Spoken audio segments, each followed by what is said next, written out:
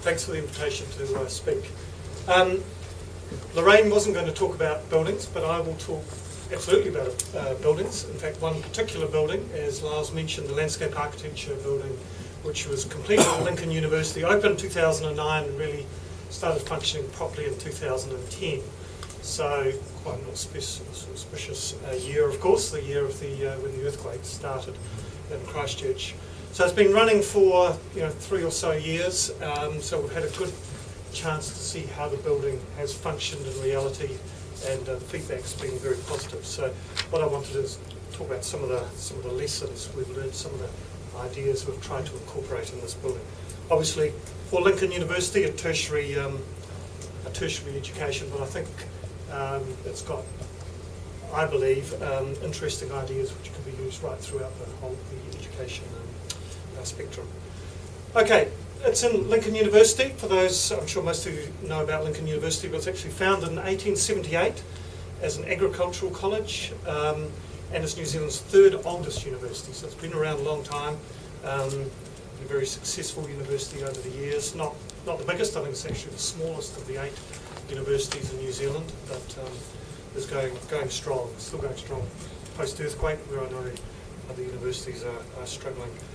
1878, landscape architecture is very much the new kid on the block though. It began in Lincoln in 1969, so almost nearly 100 years after the university itself started. It was the first program in New Zealand. It was one of the first programs actually in the world.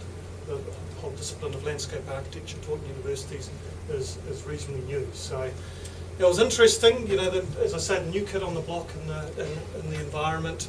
A little bit left of field from the agricultural beginnings, you could argue, for Lincoln University, but of course landscape architecture still tied to the land. And as I'm sure most of you know, Lincoln University has now morphed into what they call a land-based university, so landscape architecture is very much part of that culture. But certainly when they started in 1969, they had to find their feet, and as you can probably imagine, they didn't walk into a purpose-built facility for them. They had to make do with spaces and existing buildings that were around. So they were located, this little words on the right here, they were located first in some prefabs, and then they moved to the 7th floor of the Burns building, and then finally to 4 floors of the Forbes building. So this is actually a picture of the Forbes building from the 1970s, I believe. Had a various functions through its life as well, including the library at one stage. But essentially it wasn't really an ideal building for teaching. It's fundamentally a standard office block type arrangement, a tower block. By that I mean it's got a central core, lifts and stairs, and space around the outside, and relatively small windows too, which is, as you can see, I don't think we'd build many buildings, especially in the middle of the Canterbury Plains with marvellous views around, with such sort of small windows anymore.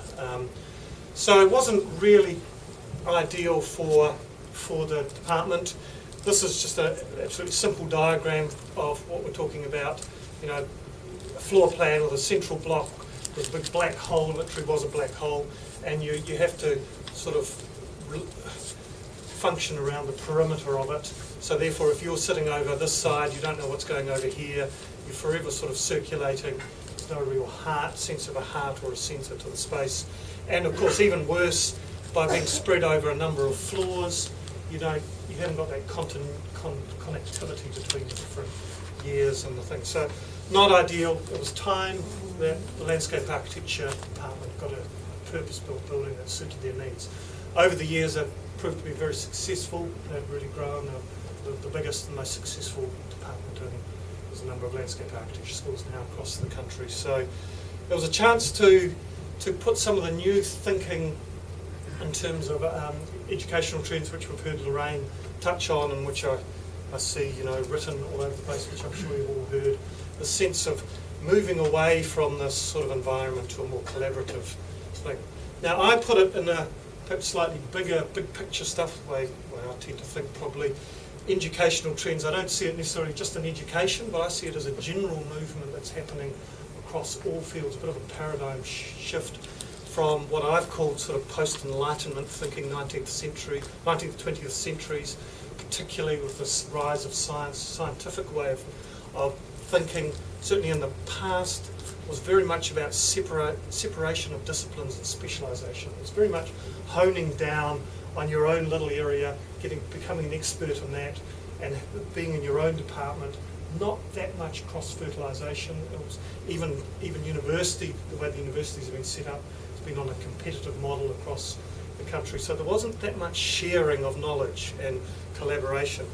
I'd like to think now, with the 21st century, that's changing. This is a paradigm shift, and I think it's all tied up with things. It's very complex, of course, but I think the rise of the internet is particularly demonstrates how this connectivity, globalisation, we learn from all sorts of unexpected places, and it's far more about connection between disciplines and collaboration, I think, than sort of used to be separation and specialisation. So that's where I think the background of where we're moving to.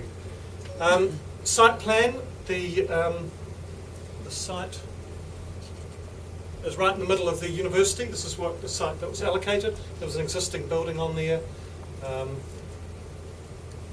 These arrows show it's literally right at the crossroads of a whole lot of movement. This is the student car park.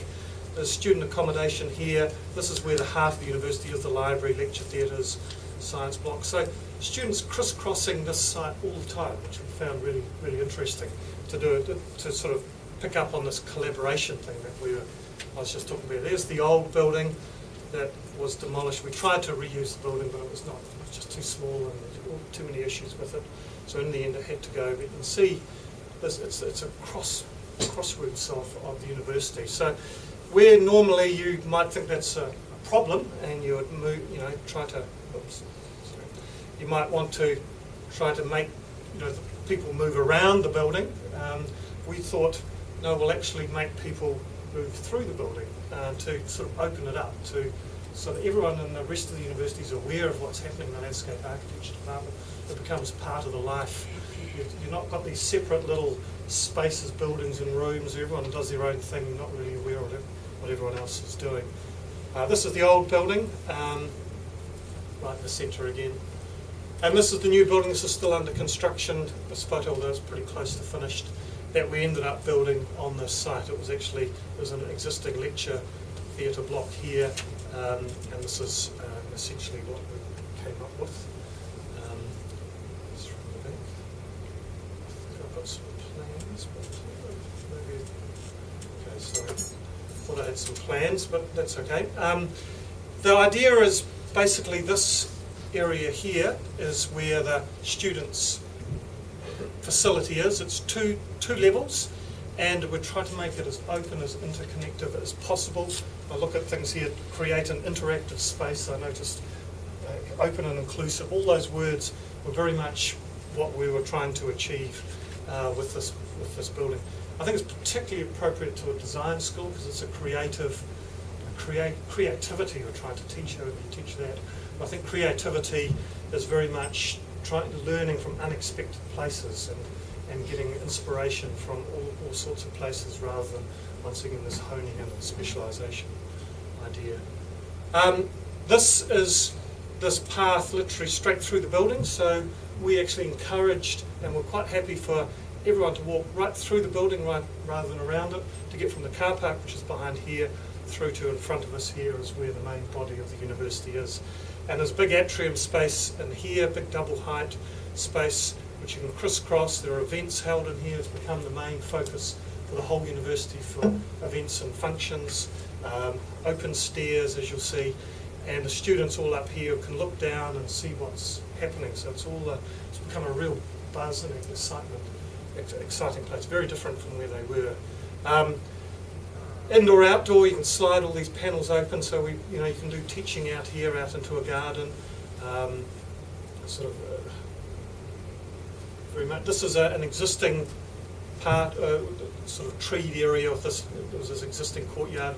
We sort of arranged the building so the staff area was also as open as possible. There's a big double height staff room here which opens straight out onto this courtyard. So you can see that's a view looking into it with see the double height of the bridge. So that's sort of round the back, but explains the diagram of the way the building works. Up here is as I'll show you some interior shots in a moment, is basically the studio space.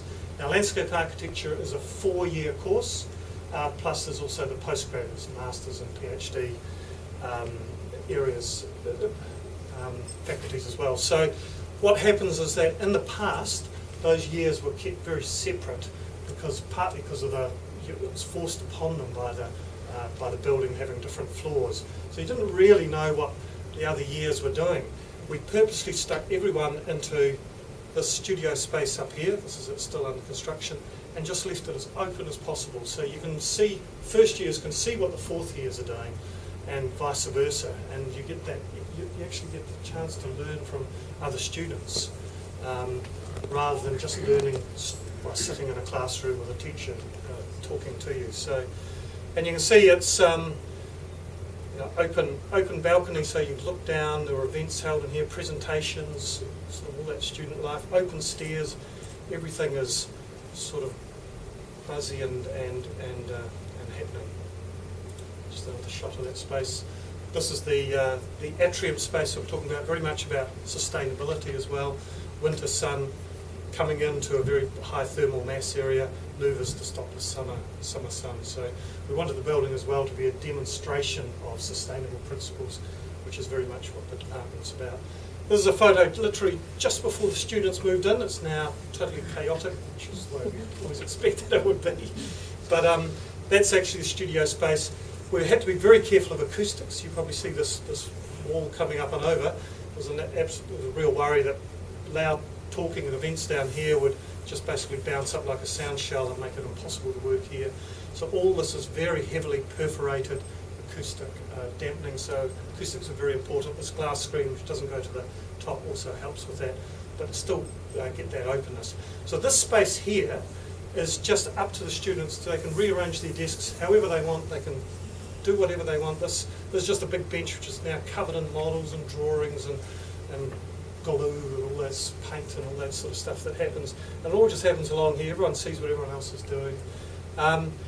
We've got these panels here, which I should talk about. They are pivoting panels, which allows you to change the configuration very easily. Lorraine was talking about maybe flexible spaces which you can change in a week or a month or a year. These can change literally within minutes. You can rotate those panels and form like mini rooms and things.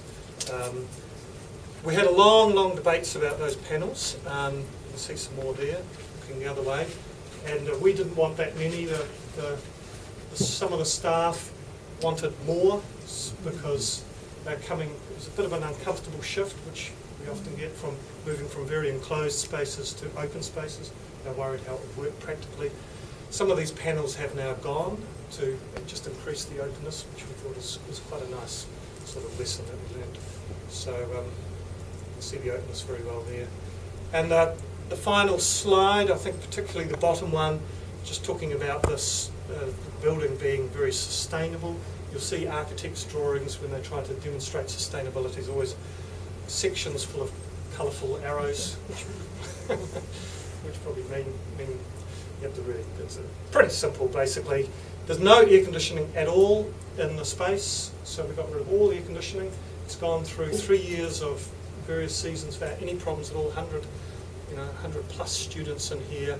The only place we put some air conditioning is in the ground floor. This is some enclosed computer labs, and just purely because of the heat of the computers, we had to deal with that. So, cool air here, vents, all openable vents, vent out here, close it up in summer, and louvers control the sun and all that. But yes, that's. Just to finish, we recently, Jackie will talk a bit more about the building in a minute, but recently there was an Australian professor of landscape architecture came over to visit the building. He was absolutely blown away by the fact that the studio was full of students all day and often all night as well. Because it was quite common in Australia that people would take it home, do the work at home, come back and look at these wonderful drawings and things we've done. But because the space, demonstrably been such a pleasant place for them to work, and they enjoyed the whole environment. They've all stayed there, and that's where they do their work, which has been just his words just meant that the whole excitement and stimulus of what everyone's doing and learning and creating has become focused in here. Where certainly in Forbes building, everyone would go away and do their work at home and come back with a finished product. So it was interesting to hear from someone overseas.